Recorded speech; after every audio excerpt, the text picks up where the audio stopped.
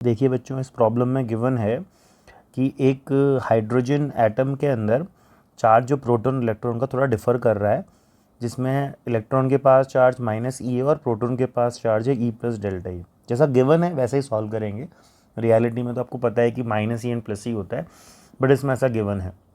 और उन hydrogen atoms का जो मास है वो गिवन है, उनके बीच का जो ग्रेविटेशनल फोर्स है और जो इलेक्ट्रोस्टैटिक फोर्स है वो सेम दिया है, क्योंकि नेट फोर्स 0 है उसके ऊपर, ऐसा लिखा है। तो पूछा है डेल्टा ई का ऑर्डर क्या है, अप्रॉक्स एक 10 की पावर माइनस में जो भी रिजल्ट 4 ऑप्शंस में से उसमें से मार्क करना है।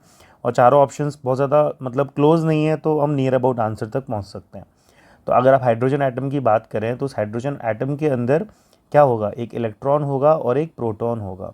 इलेक्ट्रॉन और प्रोटॉन होगा, तो अगर चार्ज की बात करूँ तो इलेक्ट्रॉन के ऊपर चार्ज कितना गिवन है, -e, एंड प्रोटॉन के पास चार्ज गिवन है E plus delta E.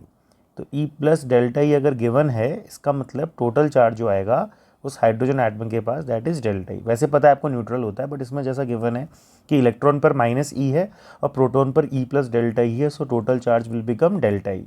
This is total charge Q, जो कि आ रहा है हमारे पास हाइड्रोजन एटम के पास। तो जो फोर्स लग रहा है इलेक्ट्रोस्टैटिक और जो ग्रेविटेशनल है वो सेम होना चाहिए, क्योंकि नेट फोर्स 0 बोला है। तो इलेक्ट्रोस्टैटिक फोर्स की वैल्यू कितनी होती है, K चार्ज का square that is delta E का square upon distance is let's say R।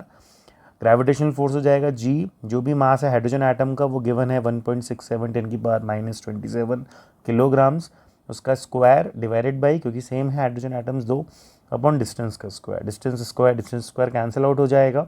अगर आप सॉल्व करते हैं इसको, तो यहाँ से डेल्टा ई का जो स्क्वायर है वो आना चाहिए आपके पास GM square divided by K आना चाहिए। तो डेल्टा ई का स्क्वायर अगर ये आ रहा है तो आपको तो डेल्टा ई निकालना है। सो डेल्टा ई की वैल्यू कितनी आ जाएगी, √G/K into M times M square का रूट आप m लिखेंगे। सो G और K की वैल्यू अगर अप्रॉक्स लिखें तो G की वैल्यू जैसे आप लिखते हैं 6.67 10 की पावर -11, K को आप लिख सकते हैं 9 इंटू 10 की पावर 9, एंड मास 1 का कितना हो जाता है, एक गिवन हाइड्रोजन एटम का दे रखा है 1.67 10 की पावर -27 किलोग्राम्स।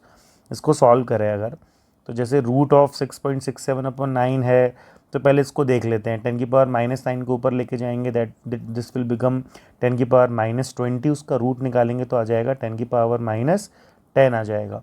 तो √6.67/9 करूँ, जैसे 6.67 का रूट अप्रॉक्स नियर अबाउट 2.5 मान लेते हैं, 9 का रूट 3 मान लेता हूँ, ये 10 की पावर -20 होगा, तो रूट आ जाएगा 10 की पावर -10, और ये है हमारे पास 1.67 इंटू 10 की पावर -27।